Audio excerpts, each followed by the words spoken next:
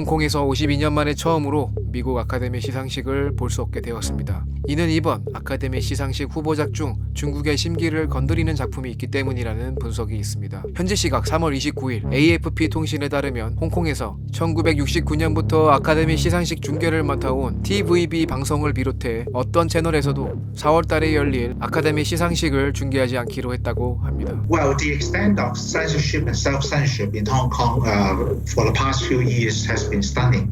They do not want to show anything which is considered to be politically incorrect. 홍콩 민영방송 TVB 대변인은 홍콩 영자신문 더 스탠더드에 올해 아카데미 시상식 중계권을 갖지 않고 있다며 순전히 상업적인 이유로 중계하지 않기로 했다고 말했습니다. 그러나 17일 블룸버그 통신은 익명의 업계 관계자들을 인용해 중국 정부가 자국 내 매체에 아카데미 시상식을 중계해서는 안 된다는 지침을 내렸다라고 보도했습니다.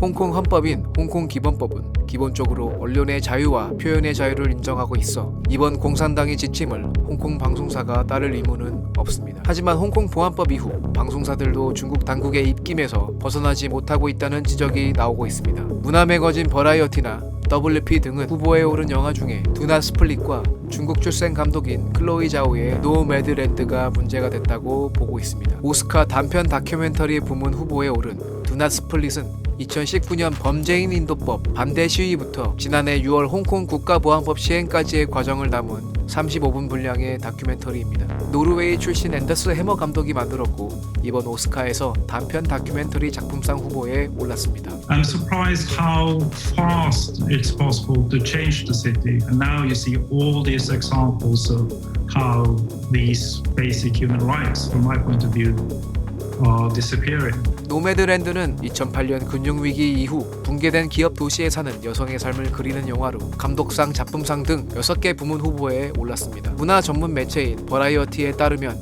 당초 중국 언론들은 자오 감독이 제77회 베니스 국제영화제 황금사자상 등 유수 영화제에서 상을 휩쓸자 중국의 감독, 중국의 자랑이라며 추켜세웠습니다. 하지만 자오 감독이 2013년 필름메이커와의 인터뷰에서 중국에 대해 거짓말이 도처에 널려 있는 곳이라고 언급한 사실이 뒤늦게 알려지면서 중국 언론과 현지 누리꾼들은 그를 향해 거센 비난을 계속했습니다. Director Zhao did an interview many years ago in which she expressed doubts about the censorship system in China. 이와 동시에 중국 소셜미디어 웨이보에서는 노매드랜드와 노매드랜드 개봉일 해시태그가 갑자기 사라졌습니다.